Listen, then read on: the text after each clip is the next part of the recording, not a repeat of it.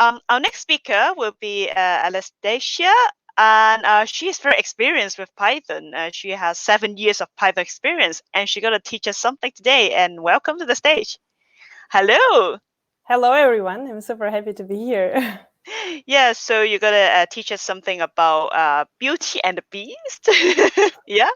Yes, exactly. That's why I'm wearing this pajama.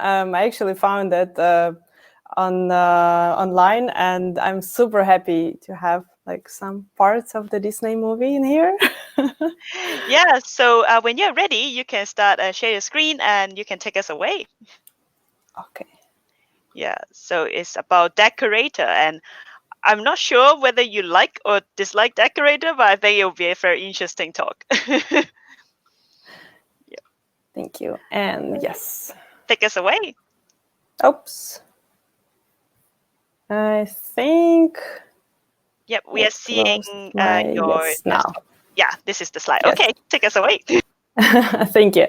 So this talk is about Python decorators, and I would like to ask everyone, what do you think, whether the decorators are like the Beauty or the Beast? So in this talk, at the beginning, I'm appearing as a Beauty, and then at the end, you will decide whether decorators are the Beast themselves or the Beauty, and I'm the Beast fighting the Beauty at the same time. So to start, a few words about myself. I'm a lead developer at Scoutbee in Berlin. I moved to Berlin around 4.5 years ago, originally from Ukraine. And I'm also one of the organizers of PyBerlin meetup. Feel free to join it. It's also all online. And I have around 10 years, or maybe now it's a bit more, in software development and 7 years in Python. And I'm super happy with this community and also with the conferences, and super excited to give my talk to you today. So before we begin, if there would be in-person talk, I would usually ask the questions at the beginning to find out where we are. So I will still ask the questions, and you can answer them in the chat or maybe like for yourself. The first question would be, have you used decorators in your code before, or maybe now, or maybe you were familiar with them? And the next question would be, have you written a decorator yourself? And the last but not least would be, do you know how the decorators work and why they can be dangerous? So the most important question is the last one. And I want you to focus on this question and get to know more about decorators, how they work, and why should you use it and why shouldn't. If you want to follow the code snippets, which I will show later on, feel free to join this GitHub repo and check it out, because I will show some demos in the end. That's exactly the same code, but without explanations. So let's start with the basics. I was looking on the internet, something about decorators and everything as an object. And I found this question on Stack Overflow, and it's saying, I constantly see people state that everything in Python is an object, but I haven't seen this thing actually defined. So let's first define this thing. What is an object in Python? And we will start with a small example. We have a function which is called say hello, which is printing something on the screen, like hello and then the name. We're going to run it with the say hello Pyjamas, and also we will use another function, myfunc, which is supposed to do the same, right? Like we are assigning myfunc to say hello, and then we're trying to say hello, awesome Pyjamas. So let's focus on this particular part, and then we see how we go from here. So we can see on the screen, everything is perfect, everything is working as expected. Two functions did exactly the same because they're supposed to do the same. Then the next example would be, we are trying to delete the say hello at first. Interesting, right? Like you don't really know, or maybe you know, and let's see how it goes. We have the same result. Like, I don't know, for me, it was a bit unexpected. This was the question at one of the meetups to me. And as a speaker, I didn't know the answer. So I said, well, I need to run it and see how it goes. So I started digging deeper. Why is it happening like this? And actually, the answer is that everything is an object. So let's say we're trying to print the function name of this new function, which is supposed to be say hello, which we just removed. And we will see on the screen that this is actually is say hello. So now the question transforms a little bit. Why is it happening like this? Why the my function is the say hello right now? So the answer is super simple. Everything is an object, and this is the thing that we found out right now. So the say hello is the function itself. It does something, and the say hello is a variable as well. So when we delete the variable, we delete the variable, not the function. If we don't assign the say hello function to another variable before removing, we will lose it, but it would be still somewhere. We will not just be able to call it. So all the functions in Python are first-class objects, and that means that they have all the properties of first-class objects. That means that you can assign the function to a variable. That's what we did in here. You can store functions in the data structures. You can pass them as arguments to another functions. You can also return them as a value from another function. And we will take a look how does it work with decorators. So then now we are starting exploring the decorators, what the decorator is in Python. The decorator is a callable that takes another function as an argument, the decorator function. Callable is something that we can call. It's not only the function, but also could be a class. So types of decorators, they were introduced pretty a long time ago. The first one was function decorators, and it was added in Python 2.4. Then there were class decorators in Python 2.6, and now we're at Python 3x, right? So really, really long time ago. And still, not everyone knows how they work. So let's take a look into function decorators. The basic function decorator would be looking like this. Let's take a closer look.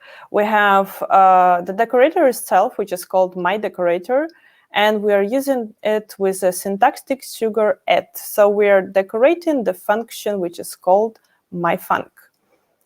The second example, which you can see below, does exactly the same thing. It does decorate the second function with the same decorator. So it's just a matter of showing it, of using syntactic sugar or just doing the same thing, assigning to another function.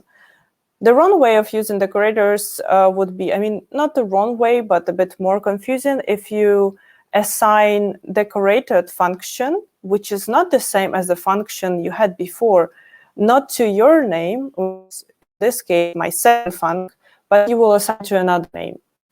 So then you would have one more function instead. Then there are also stack decorators. You can use them one by one first and then the second, and then it would be the same result as if you were doing it one by one, like you can see in here. So if you're confused, how does this work, which one would work first, then feel free to write it in this form, and this would clarify a little bit. Then class decorators. The basic class decorator would look like this. We have a class, and then we're using it as a decorator to decorate a class or a function. We can use class as a decorator for a function. So the previous example was class as a decorator for a class, and this would be a class which would register every enter to the function. Pretty simple, pretty interesting, and let's dive deeper into examples. So now it's a demo time, and I will show you some code. There is a trick. If you use decorators, for example, like normal decorator, it wrapped the function, it's trying to print something on the screen before and after, and then the function is pretty simple, just returns some value and then prints something on the screen. So if we run this function, the interesting part in here that we want to check is the name of the function. So myfunc is the function which is being decorated with the decorator, which is supposed to print before and after. So we should see before, right? Looks good. Then we should see a result of the function in here, right? Then we should see the exit after, and then we printed on the screen a couple of names. So the first name would be the name of the function, the name of the function, and the second would be the docstring of the function. This function which we're decorating has a docstring, right? So we were expecting to have it. And actually, it's not like that because of the way how decorator works. We are actually receiving the wrapped function name, and then the docstring is none because the wrapped function doesn't have any docstring. And then the value is value, which is correct. But the problem with this is that we really want to see the function name, and we are getting some weird name which is wrapped. It could be something random. There is another decorator. Instead of writing it yourself, feel free to use this decorator reps, which will reassign all the correct namings for the function and for the docstrings. And yes, we have myfunc, which is the good name, the name that we used of the function, and then exactly the docstring that we had. So problem solved, right? Feel free to read more about this decorator. You can also go and check the code of the reps. What does it do? Now you know how the decorator works. So it's pretty safe to use it because no matter what, you have to keep in mind that the decorator can change the behavior of the function. For example, we just decided not to call the function, and then we will return, I don't know, none in the end. So in this way, decorator would change the behavior of the function completely. Then it would do some random stuff instead. It will not even call the function, and then it will return another random stuff. Of course, this is not an intended result for everyone, and you have to be careful of what you are decorating with which decorators. So I would suggest you to either check the code of the decorator if it's written by some third parties, or just select trusted third parties. Another example would be how to time execution of the function. So for this, we want to use our own written decorator. Of course, you can use existing ones, but this is more for visibility. What does a decorator do? We have a simple function which sleeps for 1 second, and we want to print the result of the sleep on the screen.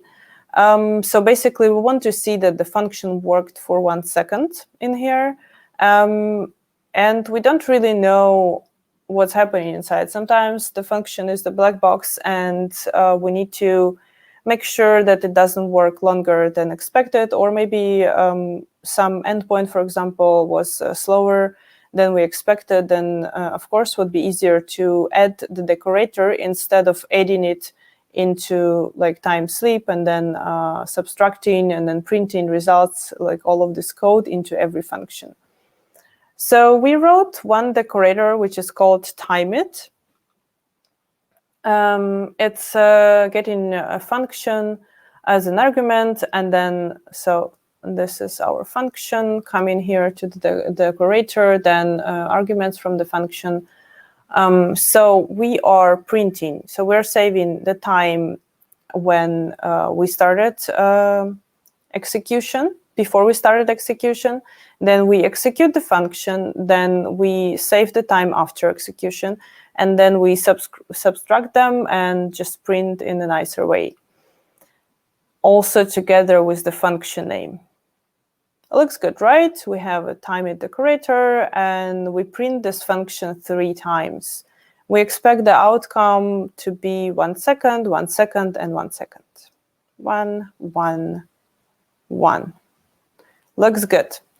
What if we don't know what's happening with the decorators? We could maybe do something different. For example, this. Would it be different?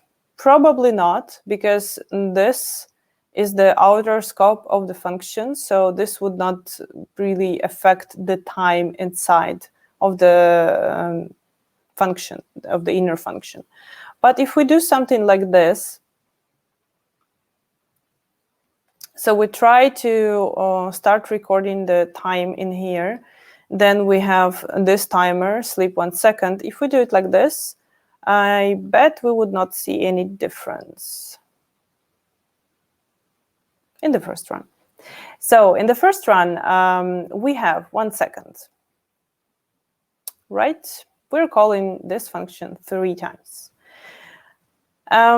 This looks a bit weird because we are trying to record the time at the beginning of the decorator. Then we are running the function. So this time between running the function and starting the outer function should not be different, right? But no, on the first run, it's 1 second, there is no difference. But on the second run, there is already 1 second from the previous execution.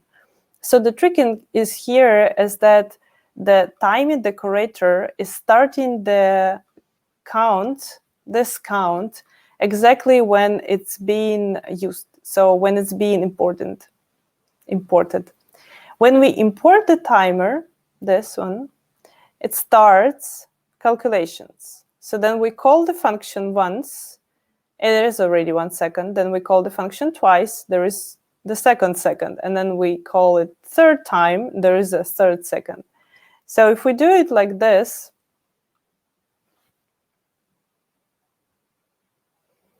then of course there would be a sleep time before. So there is no quite a difference when you sleep in this inner part. It would be executed in the import time.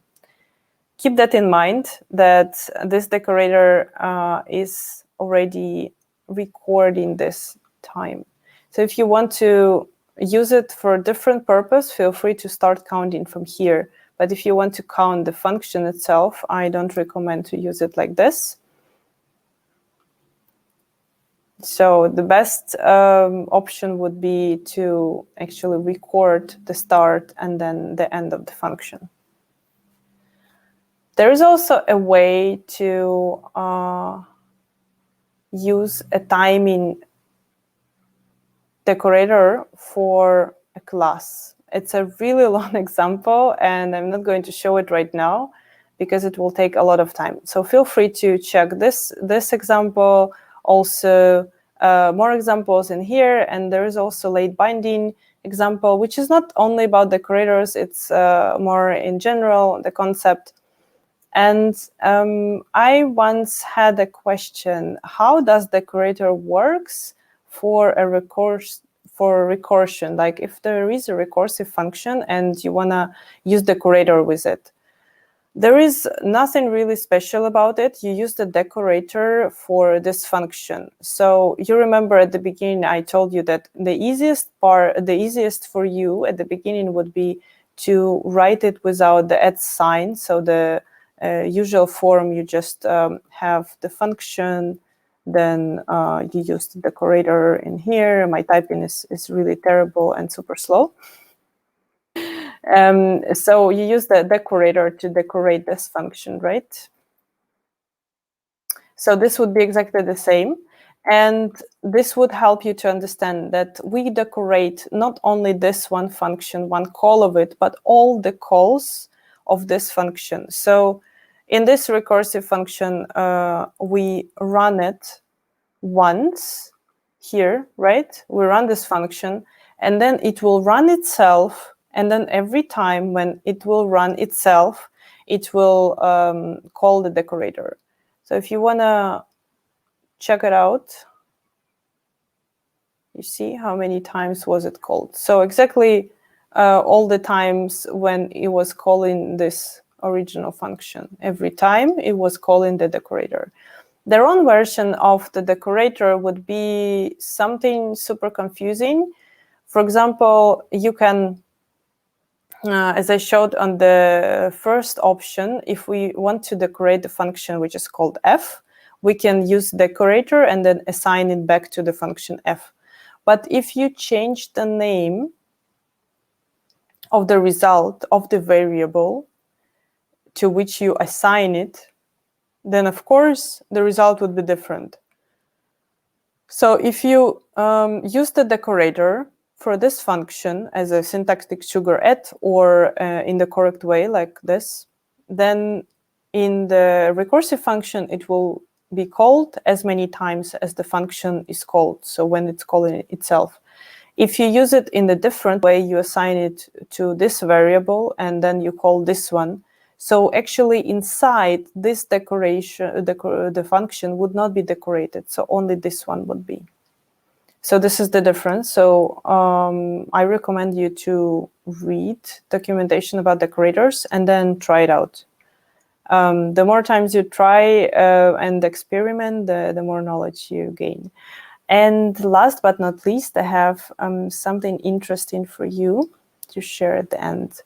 If you want to learn more about decorators, more examples and more interesting things to try, there is a really good talk from EuroPython in Basel from Ruven Lerner, Practical Decorators. I think he's showing like 5 at least examples. I just showed once with the timing, and there is way more to come. And also everyone loves PEPs, of course. So I looked up how many PEPs were about decorators. So the main one was when decorators, function decorators were introduced in 2003. Then there were class decorators in 2007. And then there was a bit more information in 2011. And then the latest one is from February this year. And of course, I should know about this because I'm giving these talks, but actually I was not up to date before I prepared this talk. So when I searched, I realized that there is something new released for the decorators. And this last one is actually showing that there is a slight difference of the naming convention for the decorators. So feel free to use it, to read it, and it's quite interesting. And now the question to you, what do you think now after what I showed you and I told you? Are decorators in Python beauty or the beast? Feel free to drop me a message, and I would love to hear back from you. What did you like about this talk? What you didn't like? What could be improved? So you can drop me a message in my Twitter account or maybe via my personal blog. There is an email in there. And feel free to use all the tutorials from the repo. And thank you. Yeah, so thank you so much. And so we have one question in, oh, I'm very, okay. So there's one question in the chat that want to ask when to use decorator and when not. So when to use decorator? When you want to use the same function, the same actions, I would say, in multiple functions. For example, like time decorator. Your boss is coming to you and saying, I want to time all of the functions that we have. And we have like 250 functions. Of course, writing the code would not be an option. So decorator would be a good option. Also for the class, you can use decorator for all the methods of the class, which would be useful. So if you have the use case when you need to do some actions, I don't know, push something into a database or some other actions that are recurring for all the functions, then I think it's a good idea to use decorator. Yeah, so I think that's all the questions that we have for now. But yeah, of course, like you already share your contact detail and people can talk to you, and maybe you can hang around in Discord and people can have discussion with you there. So thank you so much, Anastasia. It's a really good talk. I would let you go right now.